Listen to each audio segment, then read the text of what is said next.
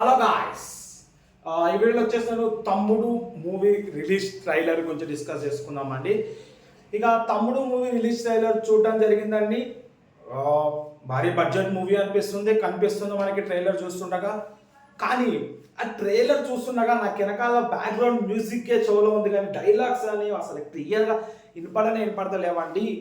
Maybe చూసుకోలేదో, లేదంటే release చేయాల్సిన time అయింది అందుకనే పోతే పోనీ రిలీజ్ చేశారో అన్నదైతే నాకు అర్థం కావట్లేదు. నిజంగా ఒకసారి మీరు ట్రైలర్ చూడండి, అసలు మీకు డైలాగ్స్ అనేవి అంత క్లియర్గా వినపడమండి. నిజంగా లిటరల్లీ 3-4 టైమ్స్ చూశాను ఆ డైలాగ్స్ అని అర్థం చేసుకుందాం అని చెప్పి. కొన్ని డైలాగ్స్ అర్థమవుతున్నాయి, కొన్ని డైలాగ్స్ అయితే అసలు మొత్తం మ్యూజిక్ చెవులో దుబ్బుతుంది. అంత మ్యూజిక్ నాకు ఎందుకు అర్థం కాదు. ట్రైలరే కదా, మూవీ అయితే కాదు కదా. మూవీలో కానీ ఇట్లాగే మ్యూజిక్ లేదో బిస్కెట్ అయిపోద్దండి మూవీ. నిజంగా చెప్తున్నా, నితిన్ చాలా ఎక్స్పెక్టేషన్తో, చాలా ఫ్లాప్స్ తర్వాత నితిన్ మళ్ళీ ఈ మూవీ మీద చాలా హోప్స్ పెట్టుకుని రావడం జరుగుతుంది. ఒకవేళ ఈ మూవీ కానీ దొబ్బింది అనుకోండి, ఇక నితిన్ కెరియర్ గురించి నితిన్ ఆలోచించుకోవాలి. ఎందుకంటే మంచి స్టార్డమ్ ఉన్న యాక్టరు మూవీస్ అనేవి కరెక్ట్గా చూస్ చేసుకోకపోవడము, మేబీ అది ఆయన ఫాల్టే అనుకోండి.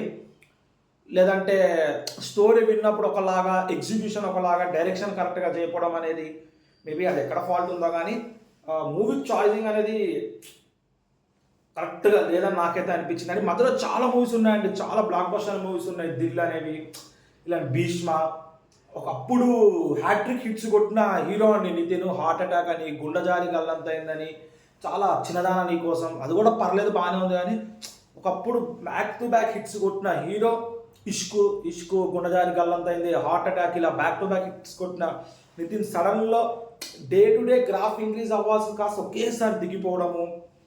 కొన్ని మూవీస్ చెక్ అని, మ్యాస్ట్రో అని, కొన్ని మూవీస్ అనేవి డిసప్పాయింట్ చేయడము, ఎప్పుడు వచ్చినాయి ఎప్పుడు వెళ్ళిపోయినాయి అన్న తీరులో ఉండడము.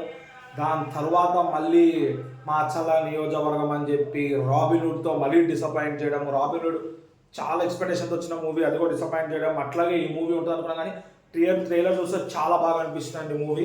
ఒక అక్క తమ్ముల ప్రేమ, అక్క ఏదో సిచ్యువేషన్ మూలాన వదిలేడిపోయింది, లేదంటే కిడ్నాప్ అయిందా, అక్కకున్న కూతుర్ని నితిన్ మేనకోడల్ని కాపాడడమే బేసిక్గా మూవీ స్టోరీ లైన్ అండి.